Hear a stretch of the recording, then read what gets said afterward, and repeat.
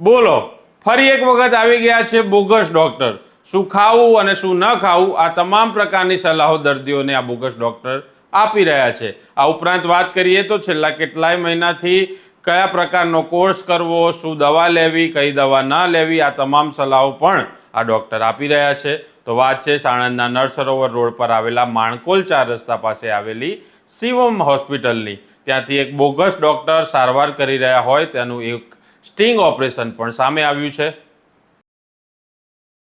નમસ્કાર, આપ જોઈ રહ્યા છો સ્વમાન. હું છું આપની સાથે સાગર પટેલ. તો સાણંદના નળસરોવર વિસ્તારની નજીક જીઆઈડીસી આવી હોવાના કારણે ત્યાં નોકરી કરતો વર્ગ હાલ નજીકમાં વસવાટ પણ કરી રહ્યો છે, જેને કારણે આ ભોળી પ્રજાને છેતરવા માટે એક બોગસ ડોક્ટર પણ આવી ગયો છે. અને આ ડોક્ટરનો એક વિડીયો સામે આવ્યો હતો, જેની અંદર તે હોસ્પિટલની અંદર દર્દીઓની સારવાર કરી રહ્યો છે અને તેમને કહી રહ્યો છે કે તમારે કયા પ્રકારની દવા લેવી જોઈએ, કયા પ્રકારની સારવારથી તમને શું ફરક પડી રહ્યો છે. આ પ્રકારના દાવાઓ આ હોસ્પિટલ કરી રહ્યો છે. હવે સ્ટિંગ કરનારે ડૉક્ટરને પૂછે છે કે ભાઈ ક્યારે કઈ દવા લેવી, ક્યારે ડૉક્ટર આવે છે, તો એનો કોન્ફિડન્સ તો તમે જોઈ લો, જાણે MBBS કે MD થયેલા કોઈ અસલી ડૉક્ટરનો પણ ન હોય એ પ્રકારનો એનો કોન્ફિડન્સ જોવા મળે છે. પહેલાં 3 મહિનાનો કોર્સ કરવો પડશે અને પછી બીજા પ્રકારની દવાઓ લેવી પડશે. આવી બધી બોગસ વાતો આ બોગસ ડૉક્ટર કરી રહ્યો છે. શું હતું સમગ્ર સ્ટિંગ ઓપરેશન, પહેલાં આ વિડીયોમાં તમે જોઈ લો. હવે દવામાં એવું છે, હું તમને પહેલા વસ્તુ દવા લેતા પહેલા એક શરત હોય છે કે એનો કોર્સ 3 મહિનાનો હોય. હવે એક દવા ખાવ એટલે 100% મટી જશે. કોઈ બી દવા આપશે ને તમને મટી જશે, ચોક્કસ શરૂઆત થઈ જશે મટવાની. અને પછી કેવું છે, મટી ગયું, દવા બંધ કરી દે, પાછું ઊભું થશે. આવું થતું હશે. આવું કાંઈ કરે તો દવા લાવો એટલે મટી તો જાય, બરોબર, પાછું ઊભું થાય. એટલે દવા આપું છું ખરો, હું કહું છું ધ્યાન રાખવાનું. એ દવા મટી જાય એટલે બચાવવા આવજો, બચાવવાની 1 રૂપિયો ચાર્જ નથી, બરોબર. દવા અમે આપીએ, દવા લેવાની 5 દિવસથી જ દવા આપીએ છીએ. ત્યારે 5 દિવસમાં તમે જુઓ કેવું રાહત થાય છે.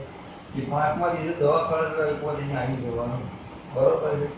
એમાં મીન મેં કહી બચાવવાના 5 પૈસા કોઈ નહીં જવાનું, તમારે કંઈ ખાલી નામ લખાય નહીં પૂછી દેવાનું, બરોબર. તમે દવા વ્યવસ્થિત લખી આપશે, એમાં અમને ફેરફાર કરવાની ખબર પડે, સમજી લો. એટલે તમે દવા આપી જોરથી ચાલુ કરીએ અને એમાં બી પાછળ તો કહીશું ને કે એનાથી કારણે તમે વ્યવસ્થિત દવા નથી, બરોબર. એટલા ચામડીના ડૉક્ટર આવતા નહીં? સ્પેશિયલ ચામડીના ડૉક્ટર? ચામડીના ડૉક્ટર જોયું જનરલ જે અત્યારે કામ થતું હતું કામ તમને આરામ 100% થઈ જશે. 20 દિવસ જેવું છે ને, મને બતાવી દેશો ત્યારે બાજુ રૂમમાં આવી તો વધારે સારું છે. હું જોઈ બેસ્ટ વાત.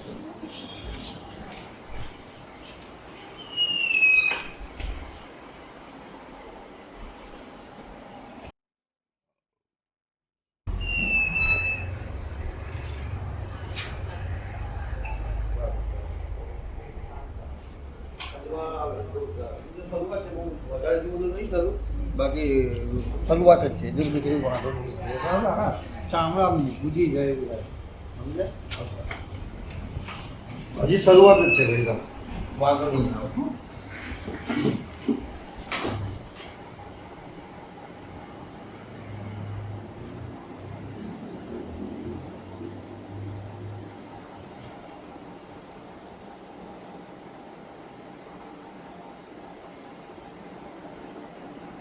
જો બહુ આવે દહીં, છાશ, આંબલી 3 વસ્તુ નહીં ખવાય.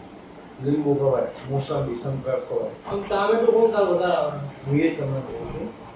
દહીં, છાશ, આંબલી અને ટામેટું આટલી વસ્તુ બંધ કરી દેજો. બાકી રીંગણ ને બીંગણ બધું ખવાય, એનાથી કોઈ વાંધો નહીં. લસણ ખવાય, એનાથી કોઈ વાંધો નથી.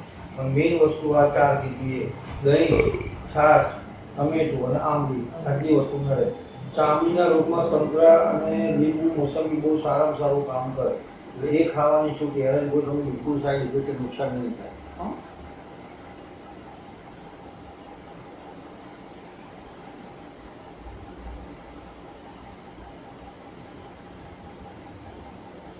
ગમે તે બતાવવા હોય ટાઈમ હોય, દવાખાનો ટાઈમ ખરો કે ગમે તે બતાવવા? જનરલી એવું છે કે 11 થી 10 થી 6, 10 થી 6, 7, 5. બાકી ઇમરજન્સીમાં ગમે ત્યારે તમે ગમે ત્યારે મળો એમ ને? ગમે ત્યારે મળી જાય. શેમાં નોકરી કરો? શેમાં નોકરી કરો?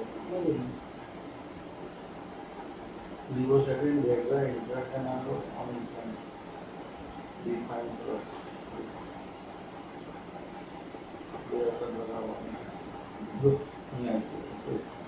जो टेबलेट लिवोसेट्रिजिन 10, Degra 10, Intracanalo 100 10 અને Define Plus ટ્યુબ પડી સામે બરાબર.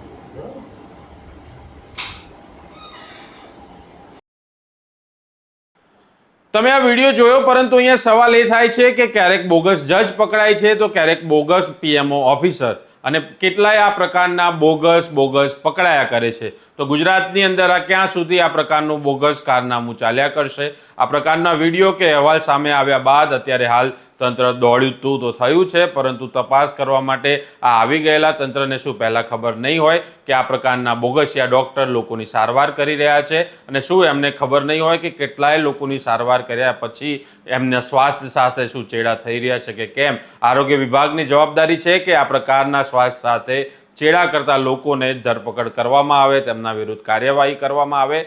પરંતુ હંમેશા એવું શા માટે થાય છે કે જ્યારે કોઈ મીડિયા અહેવાલ બહાર આવે, કોઈ વિડીયો બહાર આવે, તે પછી જ તંત્ર દોડતું થાય છે? ક્યાં સુધી આ પ્રકારનું બોગસ તંત્ર ચાલ્યા કરશે? આ પણ એક મહત્વનો સવાલ છે. આમ તો દેશમાં પેપર લીક થયા કરે તો આ પ્રકારના બોગસ ડોક્ટરો તો સારવાર કરવાના જ, કેમ કે પેપર લીક થાય છે અને અસલી ડોક્ટર તો બની શકતા નથી. અને યુવાનો તો ફરીવાર પરીક્ષાની તૈયારીઓમાં લાગી જાય છે બિચારા, તો પછી જવાબદારી આવા બોગસ ડોક્ટરોના માથે આવે છે. પરંતુ સવાલ અહીંયા એ પણ છે કે આ પ્રકારના ડોક્ટરો, આ પ્રકારની હોસ્પિટલ, બોગસિયા ડોક્ટરો કોની રહેમ રાની નીચે ચાલી રહી છે? પરંતુ અહીંયા જોવા જઈએ તો આ જે શિવમ હોસ્પિટલ છે તેની અંદર તો મલ્ટી સ્પેશિયાલિટી હોસ્પિટલનું મોટું બેનર લગાવવામાં આવ્યું હતું, અને ત્યારબાદ આ પ્રકારના અહેવાલો પ્રકાશિત થયા અને અત્યારે તપાસ હાથ ધરવામાં આવી છે. શું આરોગ્ય વિભાગ ઉનાળાની આ ભરપૂર ગરમીની અંદર એસીની અંદર ઊંઘી રહ્યો હતો? આરોગ્ય મંત્રીએ તો કહ્યું હતું કે બોગસ ડોક્ટરોને છોડવામાં નહીં આવે. તો હવે જોવું એ રહ્યું કે શું આના વિરુદ્ધ કાર્યવાહી કરવામાં આવશે કે કેમ, અને કાર્યવાહી કરવામાં આવશે તો ક્યારે કરવામાં આવશે? આ પ્રકારના અહેવાલો માટે તમે જોતા રહો તમારા સોમાનને. નમસ્કાર.